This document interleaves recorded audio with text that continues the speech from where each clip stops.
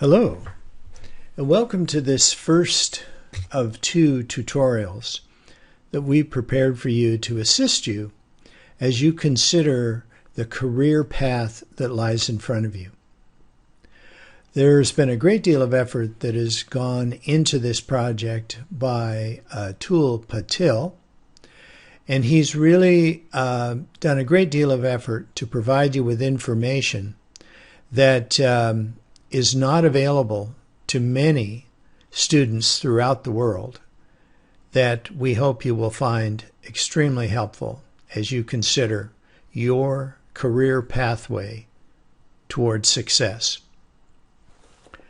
When you consider your future, you consider what the future holds for you, I'd like you to remember one really important consideration, and that is this: that your real success is not just about money, but your real success begins at the exact place where what you know how to do routinely intersects with what you love to do. The most successful people in the world love their jobs, and they love their jobs for the reasons that we're going to explore over these tutorials, because it aligns their passions and what they're interested in doing with what they know how to do, that is their education, their experience, etc. And then they're able to operate and deliver that passionate information in a way that is effective and rewarding for them. That's a tall order. If we can pull this off, when I say we, I mean you and we, because you're going to have to put in some effort. You're going to have to learn about yourself. You're going to have to be interested in becoming the best that you can be. To help you with that, we've prepared two critical performance reports drawn from the results of your world-class online performance survey that you've recently taken. Both of these reports, both of these evaluations, focus on the second part of the equation we talked about in terms of doing what you know how to do and intersecting with what you love to do. They focus on the second part of that equation. What are you passionate about? What do you care about? We will begin this tutorial with an objective scientific view of your primary workplace drivers or motivators, and they reflect what is really important for you. And in the second tutorial, we'll explore how you can use your natural DISC-style behaviors to deliver and communicate those things that are important to you to the other people who share your world. The first step one in this process, very important that you're aware, that it's always about understanding yourself. If you get nothing else from this entire experience, you will understand yourself. If knowledge is power, then self-knowledge becomes power squared. Really impactful. The human beings, all of us, share 7 common human motivators or drivers. Things that attract us, things that interest us, things that are important to us. And so in this first report, we're going to look at the relative importance of harmony, money, personal freedom, personal power and control, helping others, the rules, and the pursuit and use of knowledge, and how each of those motivators ranks for you in terms of those that are the most important, that carry the most weight with you, and those that carry the least amount of weight with you. Understanding both is very important. Secondly, you're going to discover the hierarchy of your 4 natural human behaviors. How dominant are you? How extroverted or outgoing are you? How patient are you? And how compliant or conscientious, detail-oriented, and analytical are you? If you understand these two components about yourself, it will be very easy for you to make career selections that give you the opportunity to use those factors in the job. We begin by looking at the 7 motivators. All human beings share these 7 common motivators. The first one is the aesthetic motivator. That's a desire to have form, harmony, beauty, and balance in your daily life. The second one is the economic motivator. That's the one that looks for money, practical results, and a return on your investment. The next is the individualistic driver or motivator. It's the one that seeks independence and uniqueness. The next is the political driver or motivator. It's the desire for personal power and control, the desire to influence other people. The altruistic driver or motivator is all about helping other people, being of service to others. The regulatory driver or motivator looks at the desire for structure, order, and routine in your daily activities. And finally, the 7th is the theoretical driver or motivator. It's the desire to gain knowledge and understanding. So all of us have each of these drivers to a greater or a lesser degree, sort of like ingredients in a cake. We all have these to some degree. The question is, do you have more sugar? Do you have more flour? Do you have more frosting, etc.? What is your cake like?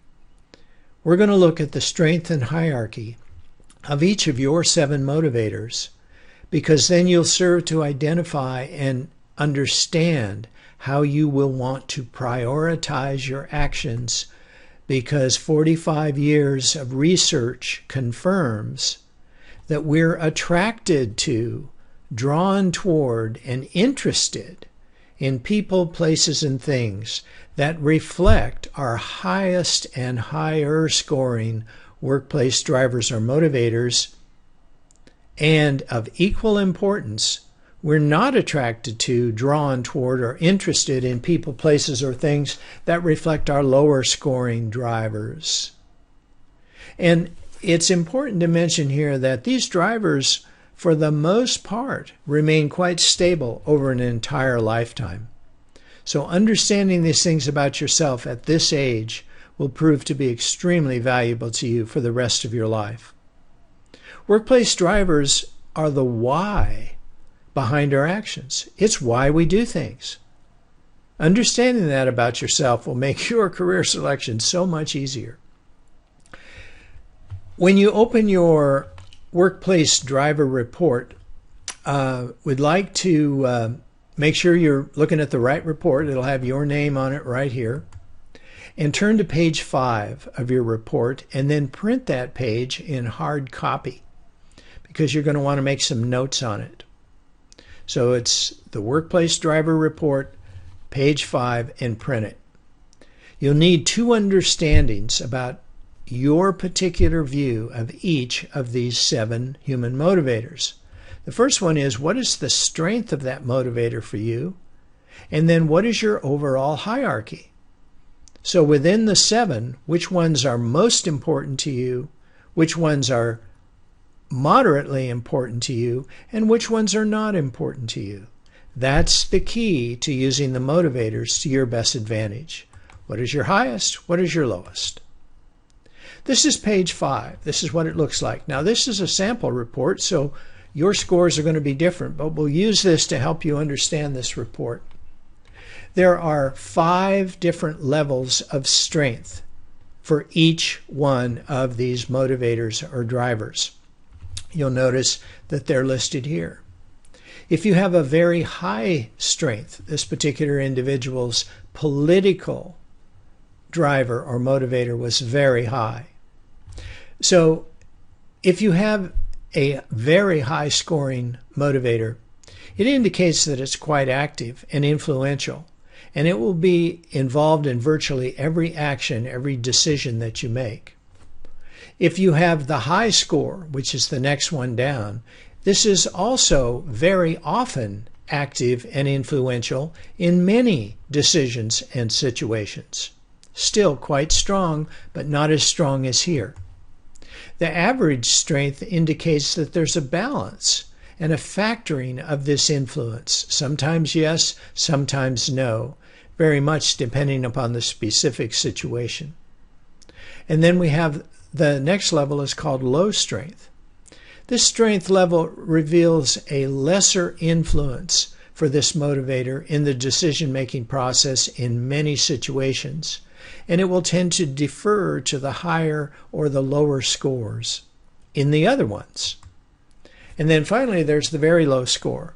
This strength level has very little active influence on the decision, but it makes its presence known by its absence. So in the economic motivator, for example, you could have a very high economic motivator, and so everything that you did would be about money.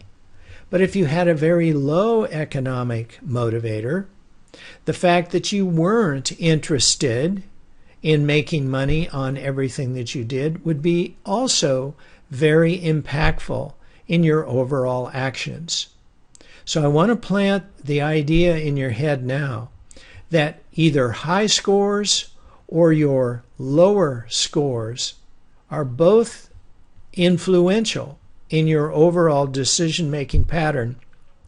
And that's why you want to consider the hierarchy, because the low and very low scores can amplify the higher scoring ones, and they make themselves known by their absence. I want to introduce the idea of standard deviation, and this is as scientific as I'm going to get with this, but it's important that you know that you'll see in each one of the 7 motivators, it's got one of these box plots that's in it. A box plot represents one standard deviation above and one standard deviation below the norm or the mean. What this means is that 68% of the world's population plots somewhere inside this box. If you plot above the box or below the box, it indicates that your score is either stronger or less strong than the vast majority of people. So that's the role of standard deviation. It's to give you a yardstick to compare other people. That's the norm. Below and above represents 34%, below 34% above. Here's how you read your graph. First of all, you want to determine, well, which motivators are the strongest for me? So we look at this sample graph. We see, well, the political one is very strong. It's way above the upper end of the general population, as is this one, as is this one. So these 3 are very high. So for this person, theoretical, the pursuit of knowledge is important. Political, that's the pursuit of personal power, is very important. And the individualistic is also important for them. The desire to be unique, the desire to be free and to do as they choose. Also, you'll want to notice which motivators are the lowest below the mean. In this sample, it would be these 2 here, the furthest away in distance from the mean. And even though this is a lower score, you can see there's more distance between the mean and this score and the mean and this score than there is here. So that's the main thing to look at, is in comparison to the general population, which way do you go? Please write down which motivator or motivators are the highest for you, and also which ones that are the lowest for you, because we're going to need them later as we pursue this. The next part of your report, beginning on page 6, begins with a tremendous amount of information to help you understand each one of these motivators, each one of these drivers. It gives you the general characteristics, the key strengths, and these are tailored just for you. The motivational insights of this particular motivator score for you. The training and learning insights, continual improvement insights. And we want to encourage you to invest some time in understanding yourself. You couldn't make a better investment than spending some time learning to realize what it is that's important to you, and then pursuing a career that allows you to employ that idea of things that would reward you. And the things where you have your highest scores will be things that will reward you. If you try to do something with a low score, you're not going to be happy. The same pattern is presented for each of the 7 motivators. And remember, some of these motivators are important because they're strong, and some are important because they're weak.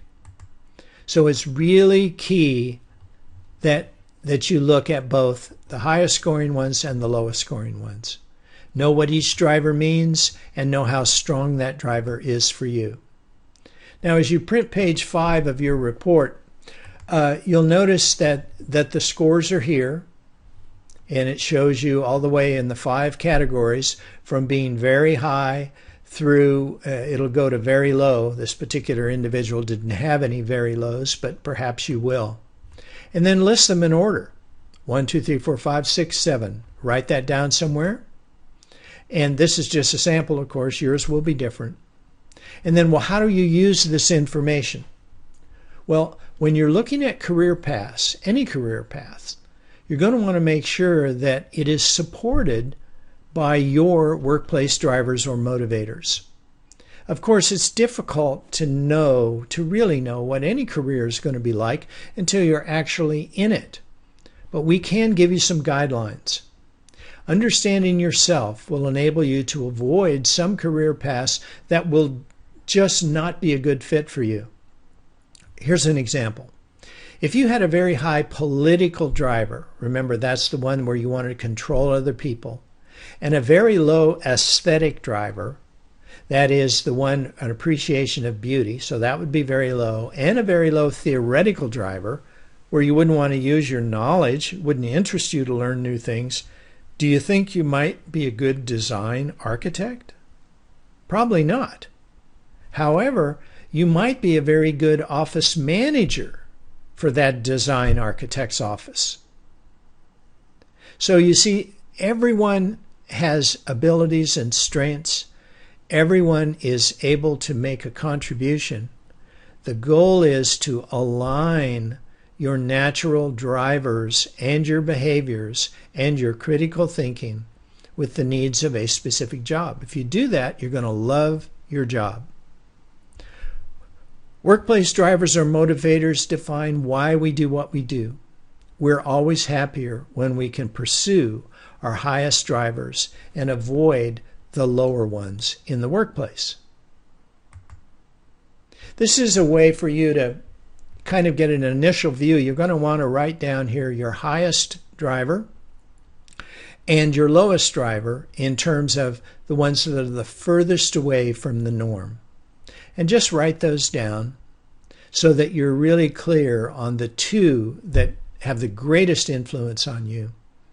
And then as you go through this, you'll see that if you're already working somewhere, you can ask yourself, well, what aspects of what I'm doing could get me, will satisfy this particular motivator?